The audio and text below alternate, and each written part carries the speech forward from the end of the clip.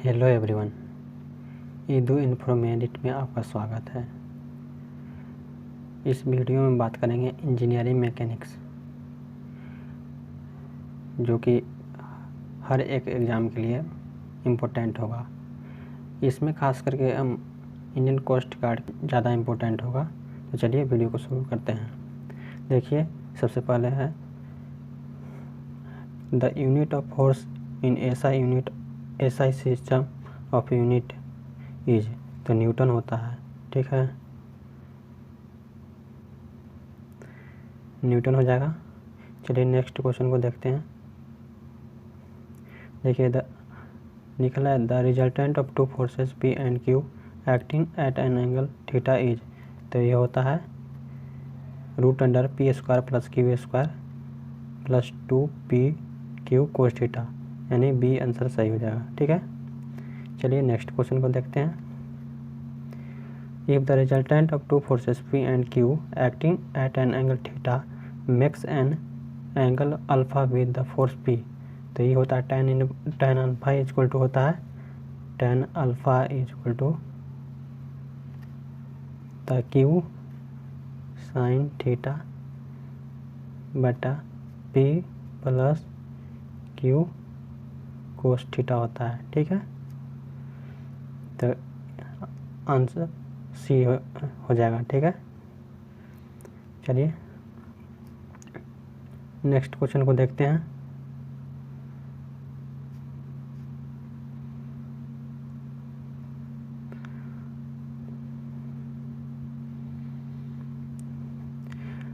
देखिए, question number जो है द एंगल बिटवीन, आपको हाईलाइट करके दिखाते हैं।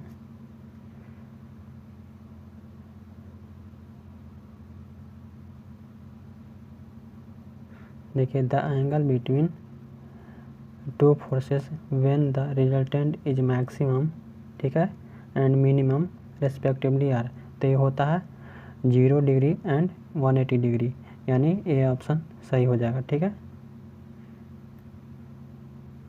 ऑप्शन नंबर ए सही हो जाएगा। अब देखिए यहाँ नेक्स्ट क्वेश्चन में if the resultant of two forces, आपको हाईलाइट करके दिखा देते हैं।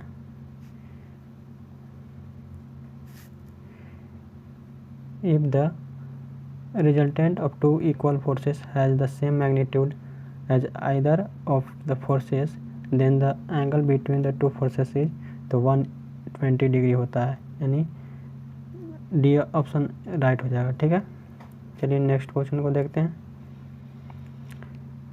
लिखा हुआ है कि the resultant of two forces P and Q is R if Q is doubled, यानी क्यू को जब डबल करते हैं the new resultant is perpendicular to P, then Q equal to R होता है। ठीक है, तो इसका आंसर हो जाएगा B।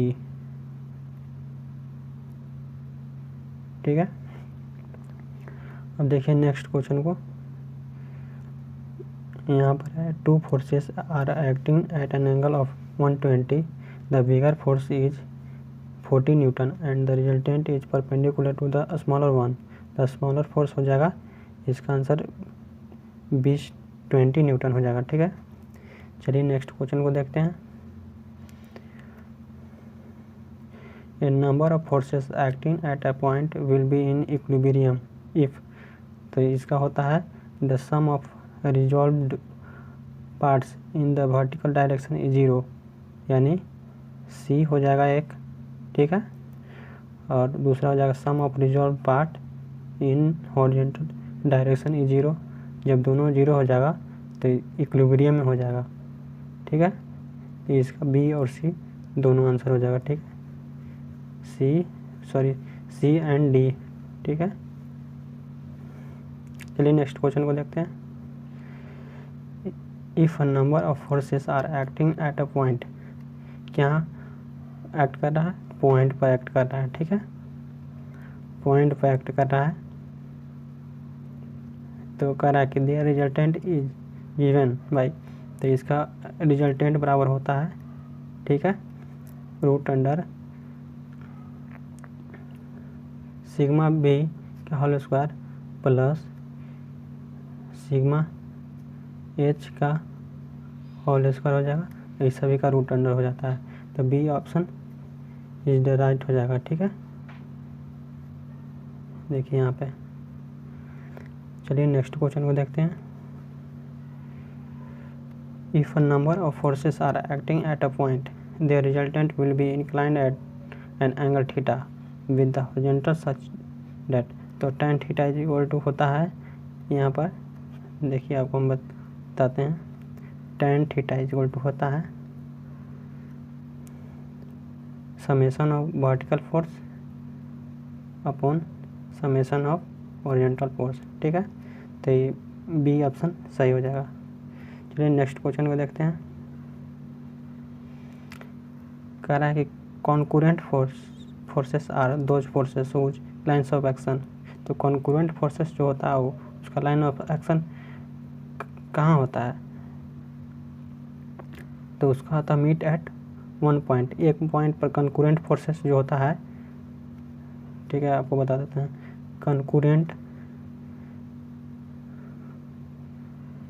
कॉन्करेंट फोर्सेस जो होता है, ठीक है, वो मीट एट वन पॉइंट। ठीक है, कॉन्करेंट जब ही आएगा तो एक पॉइंट पर मिलेगा, वन पॉइंट। ठीक है, तो बी ऑप्शन राइट हो जाएगा। ठीक है, चलिए नेक्स्ट क्वेश्चन को देखते हैं। The forces which meet at one point and their lines of action also lie on the same plane are known as, तो उसको जब सेम प्लेन पर लाई करता है ना, उसको कोप्लेनर बोलते हैं। ठीक है, कोप्लेनर। ठीक है, और एक पॉइंट पर मिल रहा है, तो उसको हम क्या बताए थे, कॉन्करेंट बताए थे, कॉन्करेंट। ओके, तो इसका ऑप्शन ये आंसर सही हो जाएगा। ठीक है, चलिए नेक्स्ट क्वेश्चन को देखते हैं। यहाँ पर देखिए, यहाँ जो भी क्वेश्चन यहाँ आपको दिख रहा है 33, 34, 35, इसमें से आने का चांसेस बहुत ज़्यादा है। ठीक है, तो इसको ध्यान से देखिएगा। Coplanar concurrent forces are those forces which, तो ये होता है meet at one point, highlight करके दिखा देता हूँ, meet at one point and their lines of action also lie on the same plane, तो इसका सही आंसर सी हो जाएगा। ठीक है,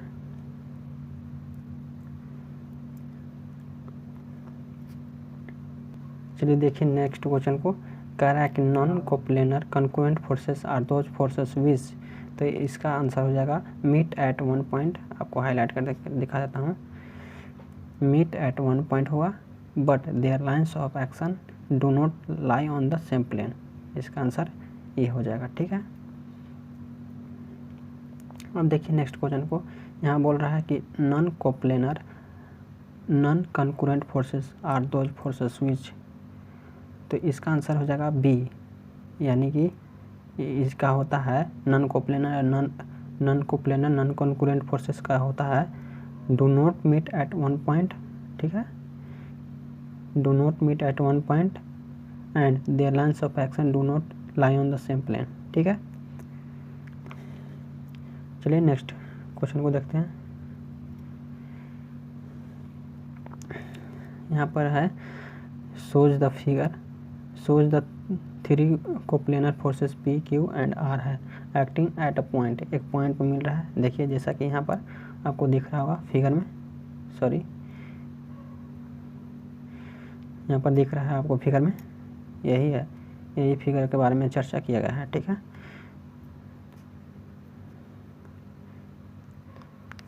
तो कहा if these forces are in equilibrium, जब फोर्सेस यदि इक्विलिब्रियम में फोर्सेस है तो उसका क्या होता है कि तीनों बराबर में होता है, P by sine alpha is equal to Q by sine beta is equal to R by sine gamma, यानी अल्फ़ा के सामने वाला ए फोर्स होगा। ठीक है, ये दोनों के बीच में वाला, और Q के सामने वाला ये दोनों के बीच में होगा, और R का जो होगा गामा का जो वैल्यू होगा एंगल ये होगा अल्फा बीटा के बीच में होगा, ठीक है। तो इसका आंसर हो जाएगा बी आंसर हो जाएगा, ठीक है। चलिए नेक्स्ट क्वेश्चन को देखते हैं। तो देखिए फ्रेंड्स, नेक्स्ट क्वेश्चन, अगर आप एक मैकेनिकल के स्टूडेंट हैं और इंडियन कोस्ट गार्ड की तैयारी कर रहे हैं तो ये वीडियो आपके लिए बहुत इम्पोर्टेंट है, ठीक है। देखिए यहाँ पर लिखा हुआ है कि अकॉर्डिंग टू लैमिस थ्योरम। तो लैमिस थ्योरम के अकॉर्डिंग जो होता है ये होता है, देखिए आपको बता देते हैं। If the three forces acting at a point are in equilibrium then each force is proportional to the sine of the angle between the other two होता है, ठीक है। तो इसका आंसर जो हो जाएगा आपको डी हो जाएगा, ठीक है। चलिए नेक्स्ट क्वेश्चन को देखते हैं। If a number of coplanar forces acting at a point be in equilibrium the sum of clockwise moment must be dash the sum of anti clockwise moments about any point. तो ये जो clockwise moment और anti clockwise moment जो होता है वो equal होता है, क्या होता है, तो इक्वल होता है। तो इसका आंसर हो जाएगा ये, ठीक है। चलिए नेक्स्ट क्वेश्चन को देखते हैं। कह रहा है कि Varignon's theorem of moments states that if a number of coplanar forces acting on a particle are in equilibrium then, तो इसका हो जाएगा आंसर देखिए बताते हैं, the algebraic sum of their moments about any point is equal to the moment of their resultant force about the same point, ठीक है। तो इसका आंसर हो जाएगा डी, ठीक है। चलिए नेक्स्ट क्वेश्चन को देखते हैं। कह रहा है कि according to the law of moment, ठीक है, लॉ ऑफ मोमेंट के according if a number of coplanar forces acting on a particle are in equilibrium then, तब क्या होता है, तो इसका होता है the algebraic sum of their moments about any point in their plane is zero, ठीक है। यानी कि C is the right answer हो जाएगा इसका। चलिए नेक्स्ट क्वेश्चन को देखते हैं।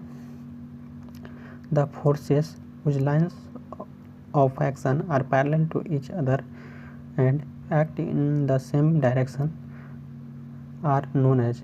तो ये होता फोर्स के डायरेक्शन में अगर पैरेलल एक्ट कर रहा है, उसका लाइन ऑफ एक्शन उसी के डायरेक्शन में है, तो लाइक पैरेलल फोर्सेस होता है उसका आंसर, ठीक है। तो यानी कि C will be the right answer हो जाएगा। चलिए नेक्स्ट क्वेश्चन को देखते हैं। A smooth cylinder lying on its vertex surface remains in dash equilibrium. तो जब अनस्टेबल इसका आंसर हो जाएगा, ठीक है।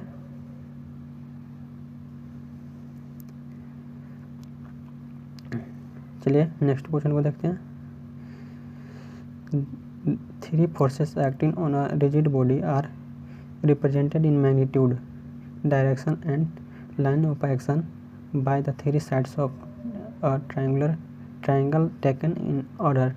The forces are equivalent to a couple whose moment is equal to, तो ये होता है twice the area of the triangle, यानी B will be the right answer हो जाएगा, ठीक है। चलिए नेक्स्ट क्वेश्चन को देखते हैं। द प्रिंसिपल ऑफ ट्रांसमिसिबिलिटी, ठीक है, क्या है, principle of transmissibility of forces states that when a force acts upon a body its effect is, तो इसका आंसर हो जाएगा मिनिमम, क्या हो जाएगा, minimum if it acts at the centre of gravity of the body, यानी C will be the right answer हो जाएगा, ठीक है। चलिए नेक्स्ट क्वेश्चन को देखते हैं। ये स्मूथ सिलेंडर लाइंग ऑन, जो स्मूथ सिलेंडर होता है वो कहाँ लाई करता है,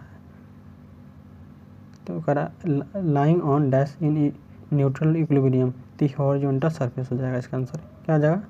हॉरिजॉन्टल सरफेस। चलिए नेक्स्ट क्वेश्चन को देखते हैं।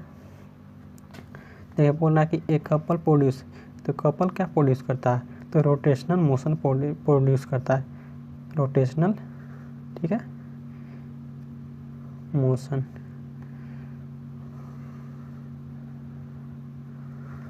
ठीक है, तो इसका answer B will be the right answer हो जाएगा। ठीक है, चलिए नेक्स्ट क्वेश्चन को देखते हैं। The point through which the whole weight of the body acts irrespective of its position is known as the centre of gravity. इसका answer हो जाएगा। ठीक है, B will be the right answer. तो कह रहा कि नेक्स्ट क्वेश्चन में द टर्म सेंट्रॉइड इज, तो सेंट्रॉइड जो होता है the same as centre of gravity, यानी B will be the A will be the right answer हो जाएगा इसका।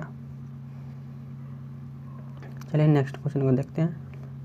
The centre of gravity of an is isosceles triangle. तो आइसोसेलेस ट्रायंगल के लिए जो होता है उसके साथ है विद बेस पी है and side Q from its base is, तो उसका आइसोसेलेस ट्रायंगल के लिए सेंटर ऑफ ग्रेविटी जो होता है रूट अंडर 4p² - q² / 6 हो जाएगा, यानी A will be the right answer. तो फ्रेंड्स इसमें मैकेनिक्स का जो सेशन चल रहा है इसमें हम 4 से 5 वीडियो लेक्चर लाएंगे, इसमें सारे इम्पोर्टेंट जो इंडियन कोस्ट गार्ड के लिए है क्वेश्चन हो सकता है वो उसको हम कवर करेंगे। तो चलिए आगे देखते हैं, और क्वेश्चन भी है। देखिए यहाँ पर लिखा हुआ है क्या, the centre of gravity of an equilateral triangle with each side A dash from any of the 3 sides. तो इसका आंसर हो जाएगा a/2√3, यानी C will be the right answer हो जाएगा। ठीक है, चलिए नेक्स्ट क्वेश्चन को देखते हैं। देखिए क्या लिखा हुआ है, the centre of gravity of a semi circle lies at a distance of dash from its base measured along the vertical radius. तो इसका हो जाएगा 4r/3π होता है। ठीक है, तो B will be the right answer. ठीक है, नेक्स्ट क्वेश्चन को देखिए। नेक्स्ट क्वेश्चन में है the centre of gravity of a trapezium. क्या है? ट्रैपेजियम है, जैसा कि आपको फिगर में दिख रहा है। ठीक है, ये ट्रैपेजियम होता है। With parallel side A and B lies at a distance of y from base B. ठीक है, एज सोन इन फिगर, जैसा कि आपको फिगर में दिख रहा है। The value of y is, y का वैल्यू पूछ रहा है, तो ये हो जाता है h/3, ठीक है, इंटू 2a + b/a + b हो जाता है। ठीक है, इसका answer C will be the right answer. Next question को देखते हैं। देखिए इसमें लिखा हुआ है the centre of gravity of a right circular solid. Right circular solid के लिए देखिए, राइट सॉलिड कौन है, सर्कुलर सॉलिड कौन है। ठीक है, क्या है? राइट सर्कुलर सॉलिड कौन है। देखिए कहीं मुझसे गलती बोला जा रहा है तो उसके लिए सॉरी। ठीक है, लेकिन आपको जो भी कंटेंट देंगे वो सही होगा, उसमें कोई मार्जिन नहीं होगा। ठीक है, देखिए यहाँ पर राइट सर्कुलर सॉलिड कौन है। ठीक है, is eight a distance of dash from its base, तो बेस से जो होता है h/4 होता है। ठीक है, चलिए नेक्स्ट क्वेश्चन को देखते हैं। The centre of gravity of quadrant of a circle lies along its central radius r at a distance of, तो ये होता है 0.6 × r, यानी आपको B will the right answer हो जाएगा। ठीक है, चलिए नेक्स्ट क्वेश्चन को देखते हैं। The centre of gravity T section, यानी इसका दिया हुआ है रेंज 100 mm, ठीक है, into 50 mm into 150 into 50 mm दिया है, ठीक है। तो इसका जो होगा फ्रॉम इट्स बेस इज, या इट्स बॉटम है, बॉटम को बेस भी बोल सकते हैं, कोई दिक्कत नहीं है। तो इसका आंसर हो जाएगा, आपको दिखा देते हैं,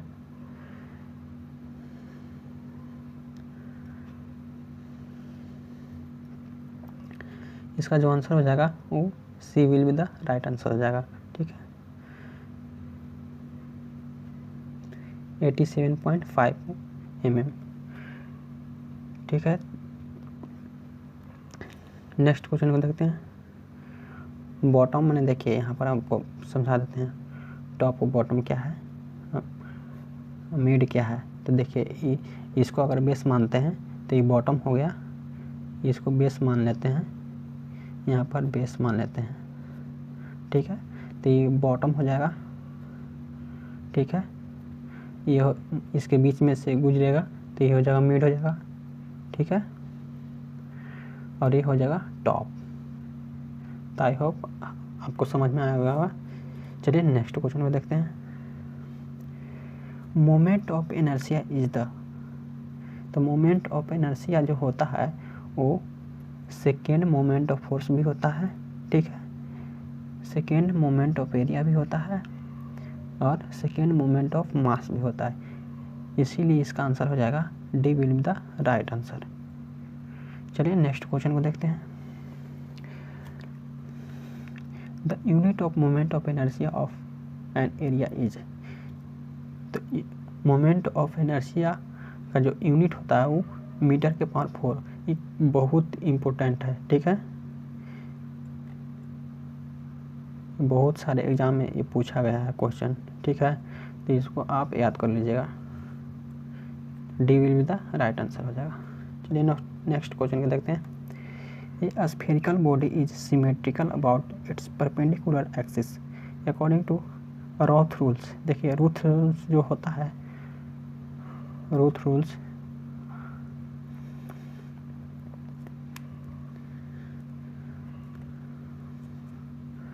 जो होता है वो होता है AMS by 5 होता है। तो M जो होता है मास ऑफ द बॉडी होता है, ठीक है। और S होता है sum of squares of the two semi axes, ठीक है। तो इसका C will be the right answer हो जाएगा। चलिए नेक्स्ट क्वेश्चन को देखते हैं।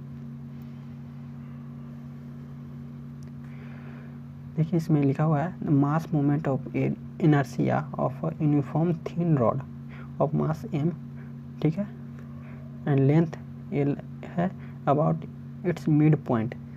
तो मास moment of inertia uniform thin rod के लिए जो होता है 1/3 ml² होता है, B will be the right answer हो जाएगा, ठीक है। चलिए नेक्स्ट क्वेश्चन को देखते हैं। देखिए यहाँ पर मास moment of inertia of a thin rod about it's one and is dash the mass moment of inertia of the same rod about it's mid point. इसका जो होता है 4 टाइम्स होता है, ठीक है, 4 टाइम्स याद रखिएगा। चलिए नेक्स्ट क्वेश्चन को देखते हैं। लिखा हुआ है moment of inertia of rectangular section having width b and depth d about an axis passing through its CG and parallel to the width b is, तो ये जो होता है BD/12 यानी B will be the right answer हो जाएगा। चलिए next question देखते हैं।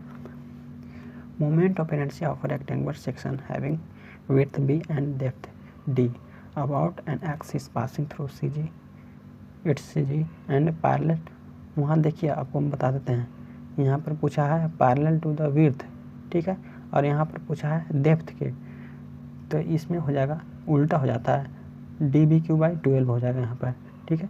तो A will be the right answer, इसमें आपको कंफ्यूज नहीं होना, ठीक है। जो पूछेगा, जिसके पैरेलल पूछेगा वो आगे लिख देना है, यानी डेप्थ के पूछेगा तो लिखेंगे DB/12, ठीक है। अगर यहाँ पर विड्थ के पूछता, ठीक है, तो हम लिखते हैं बी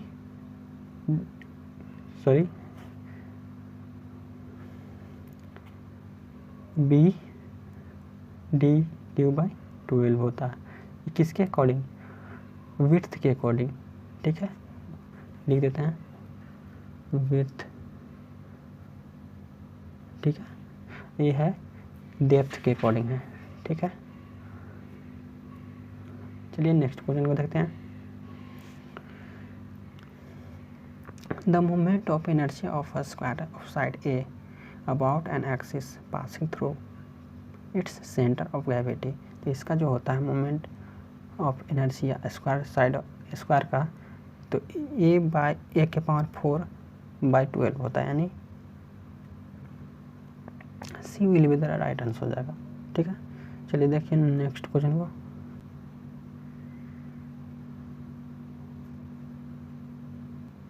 देखिए नेक्स्ट क्वेश्चन को, moment of inertia of hollow rectangular section as shown in figure.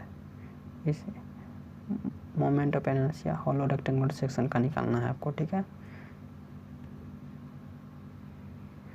देखिए यहाँ जो फिगर दिया हुआ है इसी का आपको मोमेंट ऑफ इनर्शिया निकालना। तो इसका होता है B D Q minus small B D Q. इसका भी 12 होता है, यहाँ पर ये नहीं होगा, वो बता देते हैं।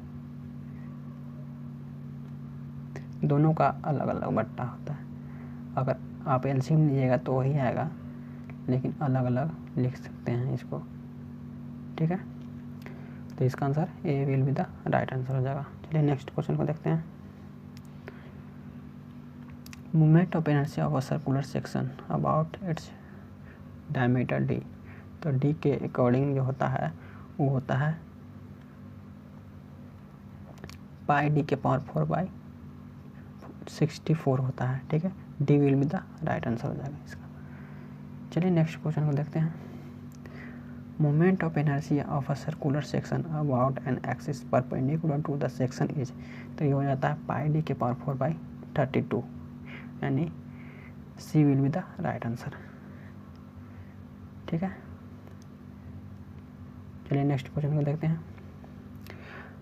Moment of inertia of hollow circular section. वहाँ सॉलिड सर्कुलर की बात की गया था, यहाँ पर हॉलो सर्कुलर सेक्शन है। तो उसके लिए जो होता है वो होता है पाई/64 डी के पावर 4 माइनस स्मॉल डी के पावर 4, यानी D will be the right answer हो जाएगा।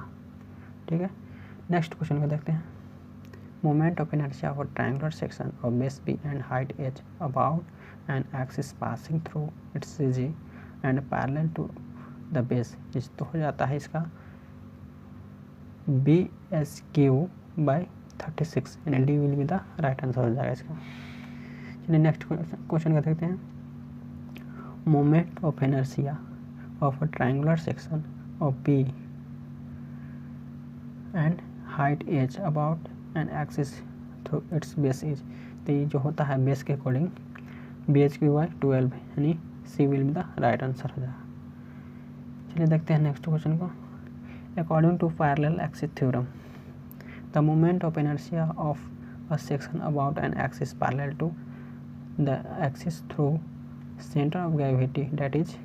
इसको सेंटर ऑफ ग्रेविटी को लिखते हैं IP। ठीक है, इज गिवन। तो IP फॉर्मूला होता है, ये होता है IG, ठीक है, प्लस AH² ठीक है, ये आपको याद रखना है। चलिए नेक्स्ट क्वेश्चन को देखते हैं। तो इसका आंसर हो जाएगा A। ठीक है,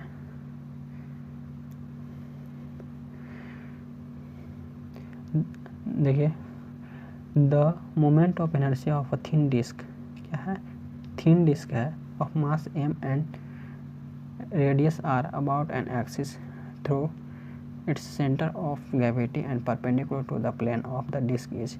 तो फिर हो जाएगा इसका आंसर mr²/2 होता है। ठीक है, यानी A will be the right answer. चलिए नेक्स्ट क्वेश्चन को देखते हैं।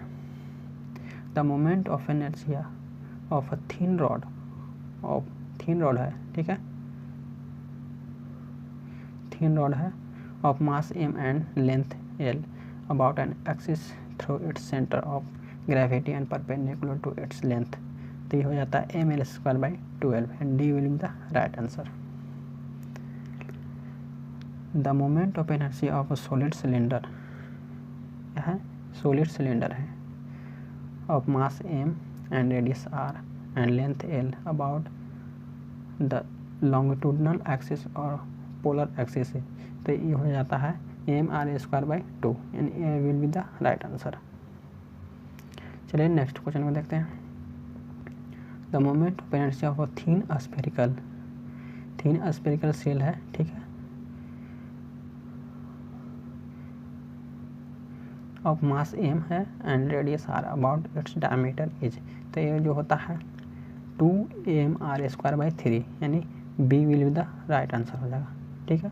उसी में देखिए नेक्स्ट क्वेश्चन को, the moment of energy of a sphere of mass m and radius r about an axis tangential to it is. Tangential से जो होता है वो 7mr²/5 यानी D will be the right answer. तो चलिए नेक्स्ट क्वेश्चन को देखते हैं। नेक्स्ट इतना ही था फ्रेंड्स क्वेश्चन, ठीक है। इसी तरह जितने भी इंडियन कोस्ट गार्ड के सिलेबस में दिया हुआ है सब्जेक्ट, उसको सारे सब्जेक्ट को हम कवर करेंगे, ठीक है, बारी बारी से। और हर एक सब्जेक्ट का 3 से 4 लेक्चर आएगा, उसी में आपको सब क्वेश्चन कवर हो जाएगा। मिलते हैं नेक्स्ट वीडियो में। जय हिंद।